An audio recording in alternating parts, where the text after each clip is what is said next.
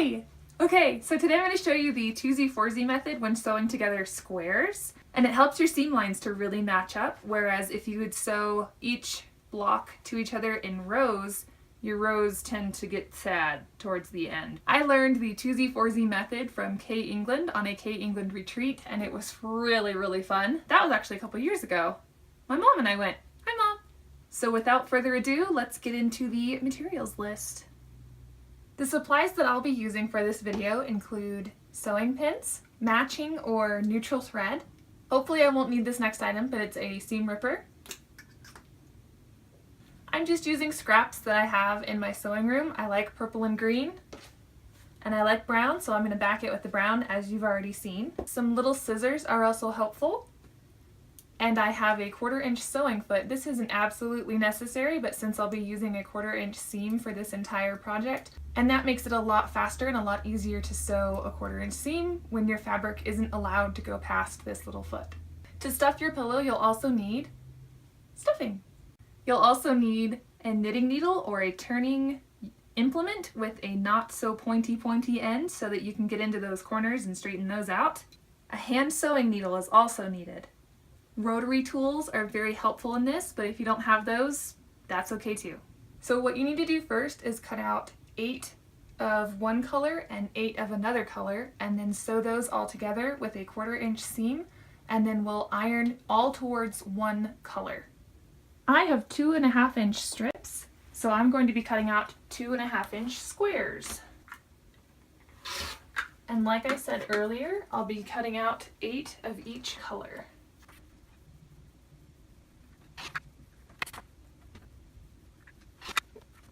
Now that I have all of these cut out, I will sew a purple to a green 8 times with a 1/4 inch seam allowance.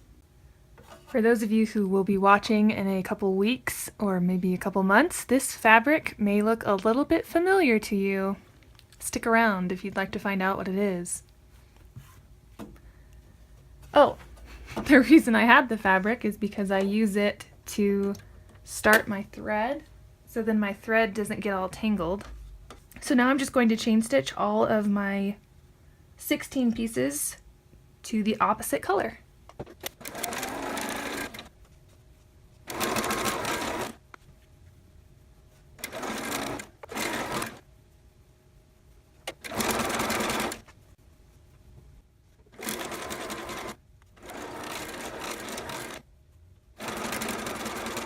Now that we have all 8 pieces, we are just going to press these and then press them all to one side. So if you're working with purple and green like I am, you'll just push all of the seam allowance to the purple or to the green. I think I'll push them all to the purple. You can also iron them open if you want to. With bulkier fabrics, it's better to press the seams open. And then as you press them, snip them apart. Now we'll be taking them into the Four-sie method. So this is Two-sies, and now we'll make them into Four-sies. So I'm just switching every other one, so then we'll get that patchwork look. So now you'll sew these 2 together along this seam line, and these 2. Let's keep this consistent. So those 2, and there, and there. So then we'll come back and I'll show you what to do next. This is a good place to use pins if you're more comfortable with pins. And if it's a larger square, that might be helpful too. Basically, you're wanting to match up where the seam lines are. And this is why we pushed them towards the same side, so that it reduces the bulk.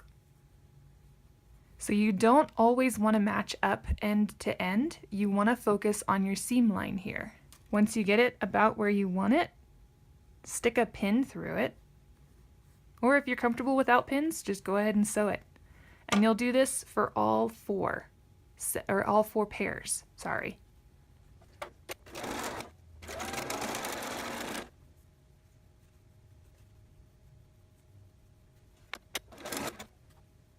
And now before I walk away from my machine, I like to check my intersections of my seams there. That one I'm really happy with. That one looks good. That one looks good. And that one looks good. So I'm going to go back over to the iron and then we'll sew these two together and we'll do the same for the other two. When it comes to ironing your 4 blocks, there isn't really an easy way to remember which way to press them. You just kind of have to be careful and try and remember so that there's not as much bulk. You could always just open the seams and that would work too. So it's just kind of a personal preference.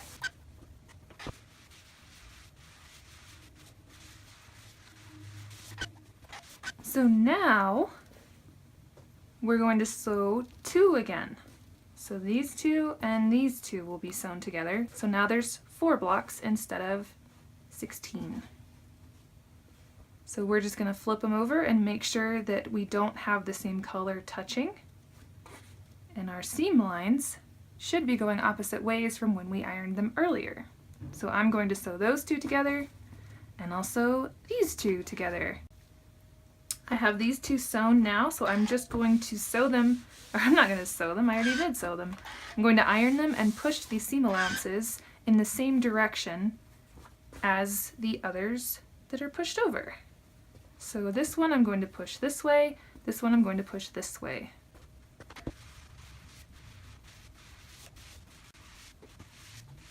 And since it is a checkerboard pattern, it looks like they're all going the same way, so that would be really bulky. But look at that! You just flip it over and it's fine. So now we will line these seam lines up and sew across there. Okay, let's check this seam line. Oh, good! Yay! That turned out so good! Okay, I'm gonna iron this. And guess what? We're gonna push it to one side. Imagine that. Looks like it wants to go this way, so we'll let it.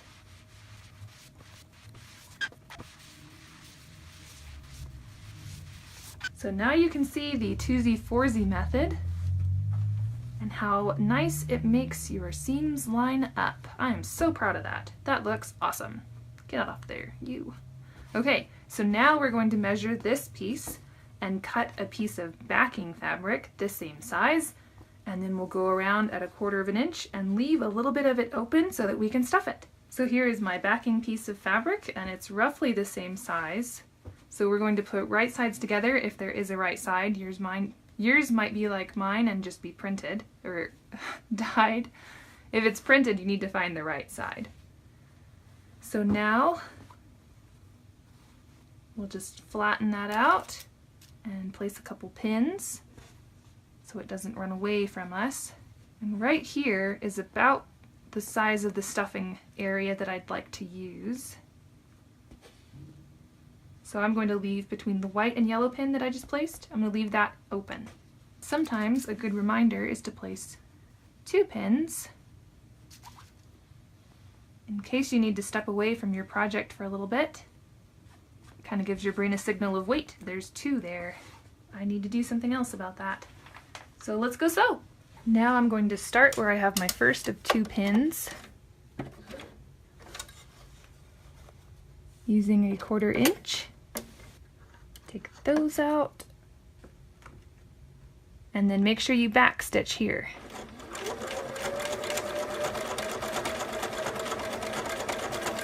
Because that'll get a little bit of wear and tear when we're stuffing it.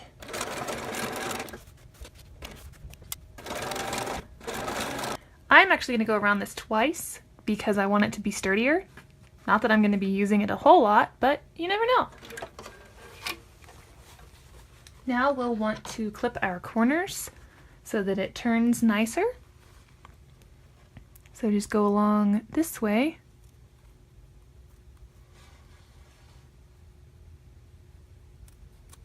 And clip there.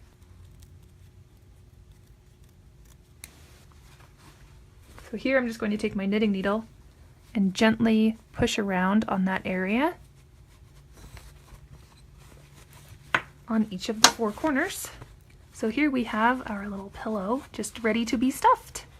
When you feel like your pillow is adequately stuffed, you can put your needle, bring your needle up through one of the layers. Go back a ways if you want to. And then I'll place my needle in here for safekeeping.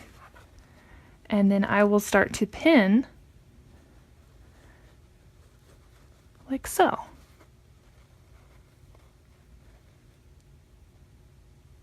You can also do this part on the machine, but I'm definitely more comfortable with hand sewing, so that's what I do. If you feel like your pillow is too full, go ahead and take some of it out. Once the hole gets smaller, it might be a little bit easier to work around it, so you might be able to put a little bit of the stuffing back in. You don't need a whole lot of pins, just wherever it's being a bit unruly and doesn't want to stay. And some people do this without the pins. It's just whatever your comfort level is. So now, since I started on the purple side, I'm going to go in directly across on the brown side. Go in, take a little bite of it, and come all the way back out, and then go all the way across. And just keep doing this the whole length that is open. And then I like to pull this side straight and pull this thread straight, because if I don't, the thread tends to want this to bunch up like that. So if I pull that straight, I know that my seam will be nice looking. The smaller your down and ups are, so like down and up, the smaller that distance is, the tighter the seam will be. Now that I'm to the end of my stitching here, I was going to show you how I like to tie off. So here is my thread, and I will find one of the machine stitched threads, but it also works on one of these, so we'll just do that. Okay, so go under there, but leave a little bit of a loop, and then go through the loop, pull the loop nice and tight, and then pull your thread tight. So again, just kind of tying a knot on itself, like this. And I did 2. You can do more if you want to.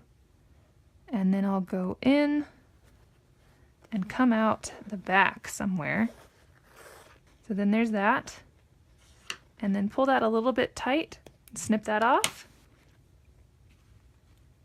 And you don't have any threads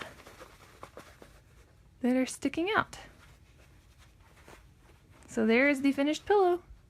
So here is the finished pillow that you guys have already seen from my intro there, but I'm pretty happy with how it turned out. I hope that yours turned out good too. Let me know in the comments section what your 3 favorite colors are. Mine are green, purple, and brown, in case that wasn't obvious from this pillow. But yeah, thank you guys so much for watching. I'll see you next time.